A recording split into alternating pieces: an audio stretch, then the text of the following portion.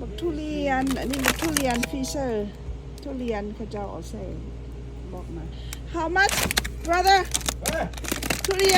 น how much 15 for buck $15 $16 $15.99มีอยู่3ดูมี3ดูคันดูน้อยก็4ดู is good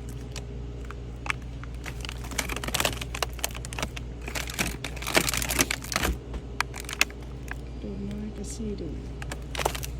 is good brother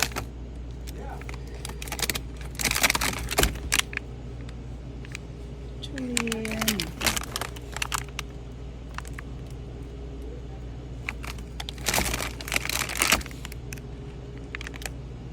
เอาไปกินก่อน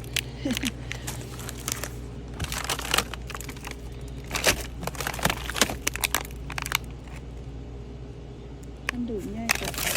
ดู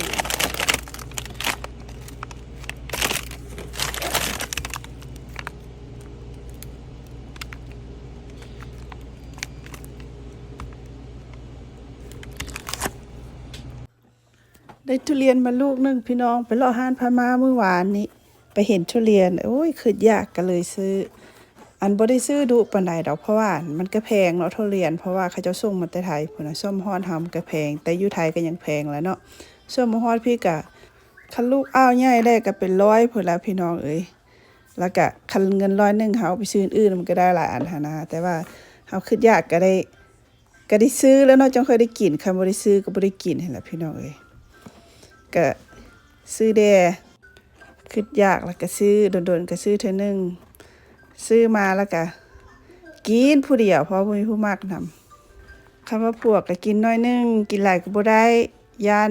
ตั้งทรงย่านความดันมีหยังเราขึ้นก็กินผู้เดียวนี่แหละพี่น้องกินผู้เดียวก็แซ่บผู้เดียวของมักเนาะลูกก็บ่ได้กินนำ ลูกมันว่ามันเหม็นคันพาทุเรียนมันทันบ่ไกลได้มันแล่นเข้าในห้องคุณลูกเนาะทุเรียนหน่วยนี้ดุ่มใหญ่ๆสีมันก็งามได้สีเหลืองเนื้อมันก็นวลดีมันดีแซ่บสมราคาอยู่บางเทื่อซื้อมาเนาะโชคบ่ดีเอามาผ่าแล้วก็มีแต่นวลในบ่ค่อยมีแต่ชุดนี้มันมีอยู่มี6ดูหน้าดำค้ำเครียดบ่สนน้ำหยังคุมผ้าทุเรียนเพื่อว่าสิได้กินน่ะพี่น้อง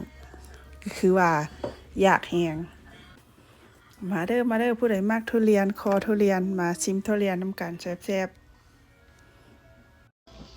อันนี้ทุเรียนหน่วยหนึ่งเนาะผ่าผู้ดีได้5ดูมราคาก็บ่แพงปานใดเนาะ$50ประมาณ$50ทั้งแท็กทั้งหยังเนาะหน่วยหนึ่ง$45ทั้งแท็กทั้งหยัง$50พอกินนี่เบื่อพวกจับกินทุเรียนเด้อแซ่บๆเหลืองดีได้